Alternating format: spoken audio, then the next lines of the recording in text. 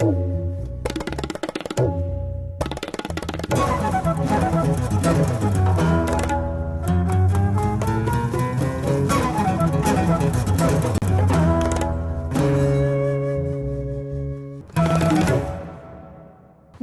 आधी आबादी बात नारी की में आप सभी का एक बार फिर से स्वागत है। मैं हूँ रश्मि और एक बार फिर हाजिर हूँ लेकर कुछ ऐसी खबरें और कुछ ऐसी जानकारियाँ जो सरोकार रखती हैं देश की आधी आबादी यानी कि महिलाओं से। तो चलिए रुक करते हैं हमारी आज की पेशकश की तरफ और जानते हैं क्या खास है आज की पेशकश में। देखेंगे आज का मुद्दा, इसी विषय पर चर्चा करेंगे हमारे एक्सपर्ट से, जानेंगे फार्मेसी के फील्ड में मौजूद करियर ऑप्शंस के बारे में, देखेंगे कॉमनवेल्थ का हिस्सा बनने की तैयारी कर रही लड़कियों के प्रयास पर एक रिपोर्ट, जानेंगे मैनेजमेंट क्षेत्र में लड़कियों की प्रगति के बारे में। और आइए अब रुक करते हैं हमारी अगली रिपोर्ट की तरफ, जहां आज हम देखेंगे कि क्या है महिलाओं की प्रगति से जुड़े नए एवेन्यूज। आज बॉलीवुड और क्रिकेट के बाद युवाओं में किसी चीज का क्रेज है तो वो है अपैरल इंडस्ट्री, जहां ग्लैमर के साथ साथ शोहरत की भी भरमार है। लगातार ग्रो कर रही इस इंडस्ट्री का बिजनेस आज 62 बिलियन तक पहुंच गया है। इसी के चलते इस फील्ड में युवाओं के लिए ढेरों अपॉर्चुनिटीज सामने आ रही हैं। इसी को देखते हुए आज देश भर में ऐसे प्रोग्राम ऑर्गेनाइज किए जा रहे हैं जहां इन लड़कियों को अपैरल से जुड़ी नॉलेज दी जा रही है ताकि ये फील्ड के बारे में अच्छे से जान सकें।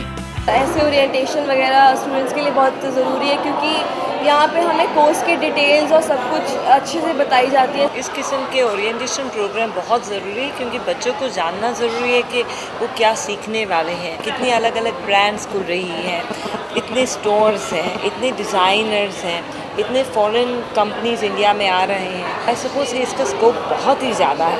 100% यहाँ से जो बच्चे आते हैं सबका गारंटी है I would say job yes placement. इसने आईएम में इंडियन पाथवे के अंदर अपैरल डिज़ाइन और मर्चेंडाइजिंग के कोर्स में एडमिशन लिया है। सबने बताया कि इसका ओवरव्यूज क्या है और आगे क्या क्या प्लानिंग्स हो सकते हैं बच्चे के लिए, कितना स्कोप है। ये नज़ारा भी एक ऐसे ही ओरिएंटेशन प्रोग्राम का है जहां अपैरल इंडस्ट्री में कदम रख रही इन लड़कियों को इस फील्ड के बारे में जानकारी दी गई।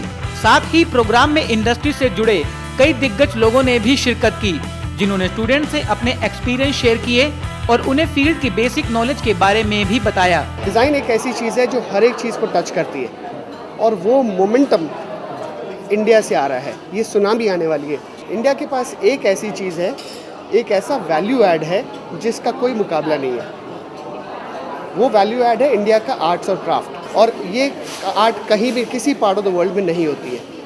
ये हमारी स्ट्रेंथ है और अब ये टाइम आया लीवरेज करने का। अब जबकि मेड इन इंडिया लेबल ने अपनी जगह पाली है दुनिया में, तो ये मौका फिर नहीं आएगा।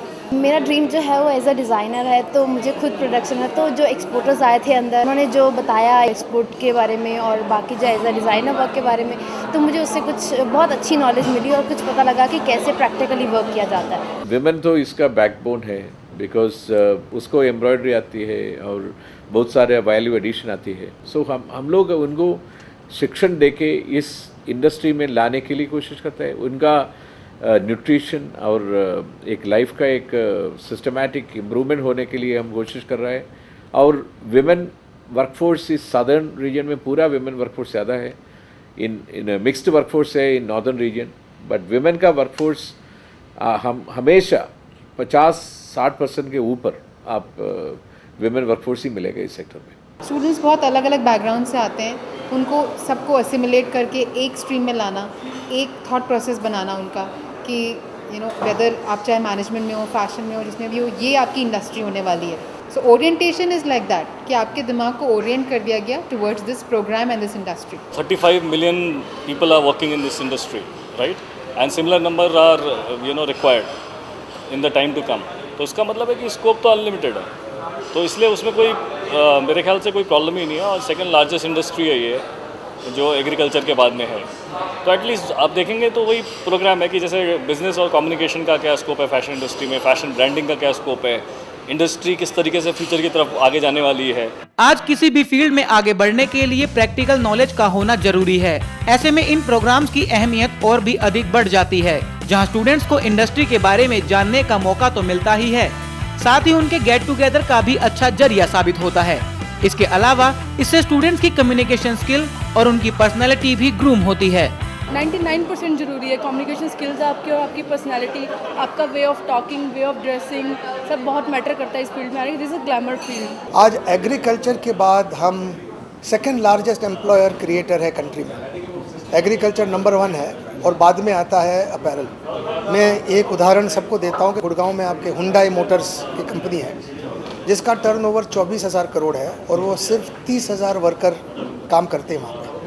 पूरी हिंदुस्तान की अपैरल एक्सपोर्ट इंडस्ट्री में 50,000 करोड़ का टर्नओवर होता है और 60 लाख वर्कर काम करते हैं। तो ये तो बहुत ही इम्पोर्टेंट नेशन बिल्डिंग का काम हो गया और हर लोग को, हर प्रत्येक इंसान को इसमें अपॉर्चुनिटी मिलेगी, क्योंकि अगर वो कॉलेज में लिखे पढ़े हैं, स्कूल लिखे पढ़े हैं, तो वो मैनेजमेंट में आ सकते हैं। और अगर वो वर्कर लेवल के हैं, कुछ संजोग के हिसाब से ज़्यादा पढ़ नहीं सके, तो वो हमारे टेक्निकल कोर्सेज यानी ATDC में ज्वाइन कर सकते हैं और दोनों में ग्रोथ प्रोस्पेक्ट बहुत ही बढ़िया है। Fashion has tremendous potential. I see great careers.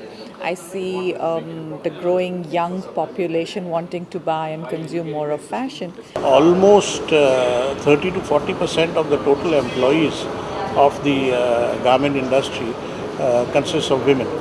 And this is one point that we have been trying to draw the attention of the government, that not only does the garment industry provide the second highest employment potential in the country after agriculture, it provides a tremendous scope for semi-skilled and unskilled women. आज का दौर काफी competitive है।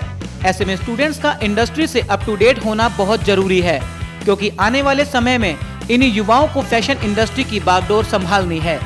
ऐसे में इस तरह के प्रोग्राम इन स्टूडेंट्स को नॉलेज देने के साथ साथ उन्हें अभी से फैशन इंडस्ट्री के मुताबिक तैयार कर रहे हैं, ताकि वो भी फील्ड में अपनी एक अलग पहचान बना सकें।